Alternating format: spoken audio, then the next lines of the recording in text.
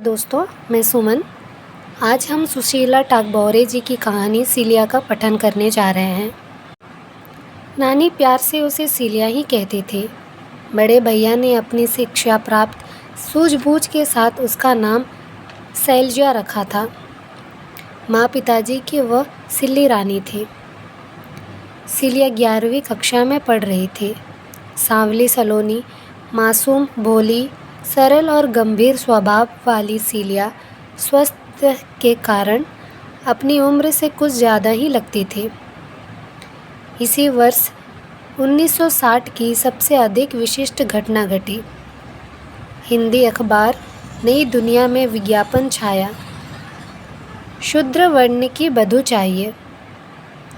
मध्य प्रदेश की राजधानी भोपाल के जाने माने युवा नेता सेठी जी अछूत कन्या के साथ विवाह करके समाज के सामने एक आदर्श रखना चाहते थे।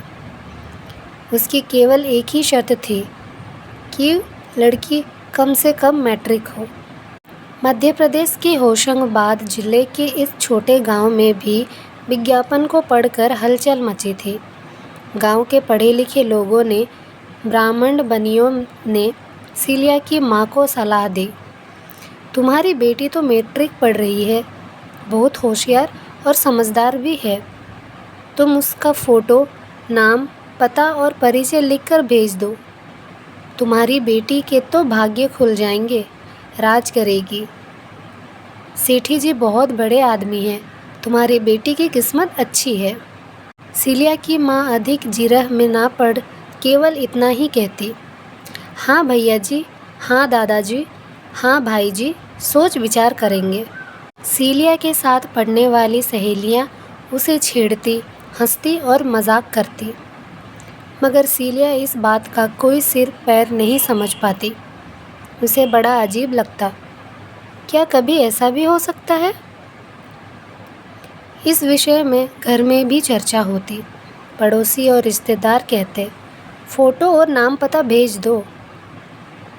तब सीलिया की माँ अपने घर वालों को अच्छी तरह समझा कर कहती, नहीं भैया, ये सब बड़े लोगों के चोचले हैं। आज सबको दिखाने के लिए हमारी बेटी के साथ शादी कर लेंगे और कल छोड़ दिया तो हम गरीब लोग उसका क्या कर लेंगे? अपनी इज़्ज़त अपने समाज में रहकर ही हो सकती है। इसकी दिखावे की 4 दिन की इज़्ज़त हमें नहीं चाहिए।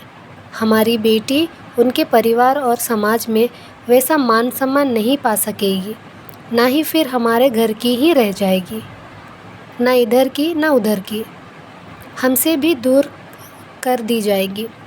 हम तो नहीं देवे अपनी बेटी को। हम उसको खूब पढ़ाएंगे लिखाएंगे। उसकी किस्मत में होगा तो इससे ज़्यादा मान सम्मान वो खुद पालेगी। 12 साल की सीलिया डरी सहमी सी एक कोने में खड़ी थी और मामी अपनी बेटी मालती को बाल पकड़कर मार रही थी। साथ ही ज़ोर ज़ोर से चिल्लाकर कहती जा रही थी, क्यों री, तुझे नहीं मालूम अपन वह कुएं से पानी नहीं भर सके? क्यों चढ़ी तू वहाँ कुआं पर? क्यों रस्सी बाल्टी को हाथ लगाया? और वाक्य पूरा होने के साथ ही 2-4 झापड़ घुसे और बरस पड़ते मालती पर। बेचारी मालती दोनों बाहों में अपना मुंह छुपाए चीख चीख कर रो रही थी। साथ ही कहती जा रही थी, ओ बाई, माफ़ कर दो, अब ऐसा कभी नहीं करूँगी। मामी का गुस्सा और मालती का रोना देखकर सीलिया अपराध बोध का अनुभव कर रही थी। अब अपने सफाई में बहुत कुछ कहना चाहती थी, मगर इस घमासान प्रकरण में उसकी आवाज़ धीमी पड़ जाती। मामी को थोड़ा शांत होते देख सीलिया ने साहस बटोरा, मामी, मैंने तो मालती को मना किया था, मगर वह मानी ही नहीं। कहने लगी, जीजी प्यास लगी है, पानी पिएंगे। मैंने कहा, कोई देख लेगा। तो कहने लगी, अरे जीजी, भरी दोपहरी में कौन देखने आएगा? बाज़ार से यहाँ तक दौड़ते आए हैं, प्यास के मारे दम निकल रहा है। मामी बेफिक्र कर बोली, घर कितना दूर था? मर तो नहीं जाती? मर ही जाती तो अच्छा रहता। इसके कारण उसे कितनी बातें सुनानी पड़ी।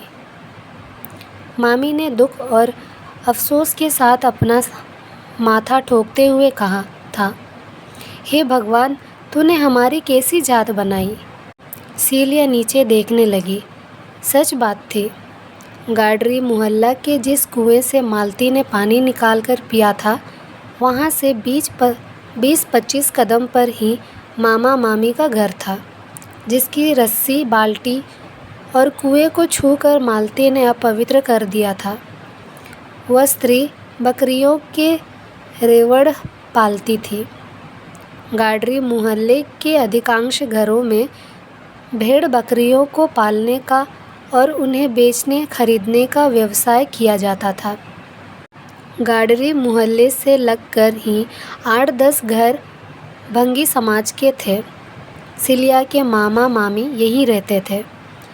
मालती सिलिया की ही हम उम्र थी, बस साल 6 महीना छोटी होगी, मगर हौसला और निडरता उसमें बहुत ज़्यादा थे।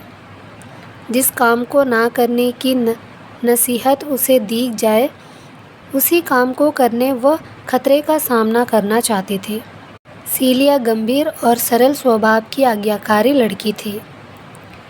मालती को रोता हुआ देख उसे खराब ज़रूर लगा, मगर वह इस बात को समझ रही थी कि इसमें मालती की ही गलती है। जब हमें पता है कि हम अछूत दूसरों के कुएं से पानी नहीं ले सकते, तो फिर वहाँ जाना ही क्यों। वह बकरी बाली कैसी चिल्ला रही थी, ओरी बाई, दौड़ो री, जा मोड़ी को समझाओ। देखो तो, मना करने के बाद भी कुएं से पानी भर रही है। हमारी रस्सी बाल्टी खराब कर दे जाने। और मामी को उसने कितने बातें सुनाई थी। क्यों भाई, जय सिखाओ हो तुम अपने बच्चों को। एक दिन हमारे मुड़ पर मूतने को कह देगा। तुम्हारे नज़दीक रहते हैं तो का हमारा कोई धर्म वरम नहीं है। का मर्जी है तुम्हारी, साफ साफ कह दो। मामी गिड़गिड़ा रही थी। बाई जी, माफ़ कर दो, इतनी बड़ी हो गई मगर अक्ल नहीं आई इसको। कितना तो मारूं हूँ, फिर भी नहीं समझो।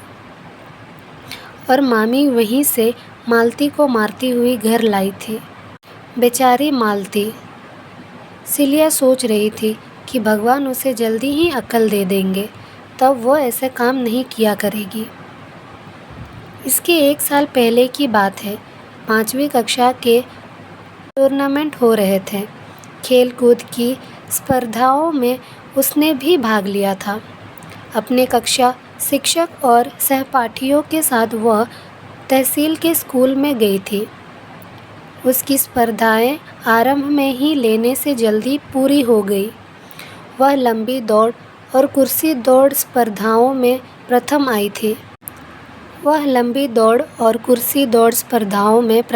थी। वह अपने खो खो टीम की कैप्टन थी और खो खो की स्पर्धा में उसी के कारण जीत मिली थी।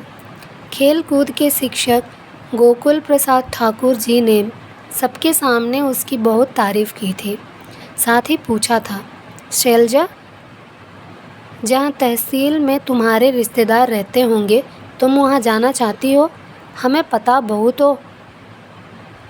पता बताओ, हम पहुँचा देंगे। सीलिया मामा मामी के घर का पता जानती थी, मगर शिक्षकों के समक्ष उनका पता बताने में उसे संकोच हो रहा था। शर्म के मारे वह नहीं बता पाती। उसने कहा, मुझे तो यहाँ किसी का भी पता मालूम नहीं। तब सर ने उसकी सहेली हेमलता से कहा था, हेमलता, इसे अपनी बहन का घर के ले जाओ। शाम को सभी एक साथ गांव लौटेंगे, तब तक यह वहाँ आराम कर लेगी। हेमलता ठाकुर सिलिया के साथ ही 5वीं कक्षा में पढ़ती थी। उसकी बड़ी बहन का ससुराल तहसील में था। उनका घर तहसील के स्कूल के पास ही था। हेमलता सिलिया को लेकर बहन के घर आई। बहन के सास ने हंसकर उनका स्वागत किया। हेमलता को पानी का गिलास दिया।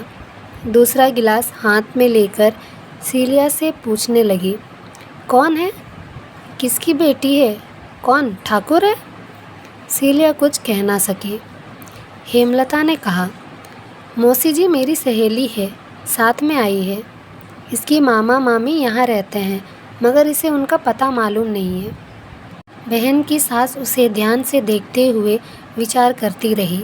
फिर हेमलता से जाति के विषय में पूछा। हेमलता ने धीरे से बता दिया। उसे लगा जाति सुनकर मौसी जी 1 मिनट के लिए चौंकी, पर उन्होंने अपने आप को संयत करते हुए सीलिया से पूछा, गाडरी मोहल्ला के पास रहते हो? सीलिया ने हाँ कहकर सिर झुका दिया। तब मौसी जी ने अतिरिक्त प्रेम जताते हुए कहा, कोई नहीं बेटी, हमारा भैया तुम्हें साइकिल पे बिठा के छोड़ आएगा। ऐसा कहते हुए मौसी जी पानी का गिलास लेकर वापस अंदर चली आई। सीलिया को प्यास लगी थी, मगर वह मौसी जी से पानी मांगने की हिम्मत नहीं कर सकी। मौसी जी के बेटे ने उसे गाडरी मोहल्ले के पास छोड़ दिया था। सीलिया रास्ते भर कूदती जा रही थी। आखिर उसे प्यास लगी थी तो उसने मौसी जी से पानी क्यों नहीं मांग कर पिया। तब मौसी के चेहरे पर एक क्षण के लिए आया भाव उसकी नज़रों में तैर गया। कितना मुखौटा चढ़ाए रखते हैं ये लोग। मौसी जी जानती थी कि उसे प्यास लगी है, पर जाति का नाम सुनकर पानी का गिलास लौटा ले गई। क्या वे पानी मांगने पर इनकार कर देती? सीलिया को यह सवाल साल रहा था। सीलिया को देखकर मामा मामी, मालती और सभी लोग बहुत खुश हुए, बड़े उल्लास के साथ मिले थे। मगर सीलिया हेमलता की बहन की ससुराल से मिली उमस को भूल नहीं पा रही थी। शाम के समय मामा ने उसे स्कूल पहुंचा दिया था। सीलिया का स्वभाव चिंतनशील बनता जा रहा था। परंपरा से अलग नए नए विचार उनके मन में आते। वह सोचती, आखिर मालती ने कौन सा जुर्म किया था? प्यास लगी, पानी निकाल कर पी लिया। फिर वो सोचती, हेमलता की मौसी जी से वह पानी क्यों नहीं ले सकी थी? और अब यह विज्ञापन उच्च वर्ग का नव युवक सामाजिक कार्यकर्ता जाति भेद मिटाने के लिए शूद्र वर्ण की अछूत कन्या से विवाह करेगा। यह सेठी जी महाशय का ढोंग है, आडंबर है। यह सचमुच वे समाज की परंपरा को बदलने वाले, सामाजिक क्रांति लाने वाले महापुरुष हैं। उसके मन में यह विचार भी आता कि अगर उसे अपने जीवन में ऐसे किसी महापुरुष का साथ मिला तो वह अपने समाज के लिए बहुत कुछ कर सकेगी। लेकिन क्या कभी ऐसा हो सकता है? यह प्रश्न उसके मन से हटता नहीं था। माँ के यथार्थ के आधार पर कहे गए अनुभव कथन पर उसका आस्थापूर्ण विश्वास था। मध्य प्रदेश की ज़मीन में सन 60 तक ऐसी फसलें नहीं उगी थी जो एक छोटी गांव की अछूत मानी जाने वाली भोली भाली लड़की के मन में अपना विश्वास जगा सके और फिर दूसरों की दया पर सम्मान। अपने निजस्व को खोकर दूसरों के शतरंज का मोहरा बनकर रह जाता है। वैसाखियों पर चलते हुए जीना नहीं, कभी नहीं। सीलिया सोचती है, क्या हम इतने भी लाचार हैं? आत्मसम्मान रहित है? हमारा अपना भी तो कुछ अंश भाव है। उन्हें हमारी ज़रूरत है, हमको उनकी ज़रूरत नहीं। हम उनके भरोसे क्यों रहे? पढ़ाई करूँगी, पढ़ती रहूँगी, शिक्षा के साथ अपने व्यक्तित्व को भी बड़ा बनाऊँगी।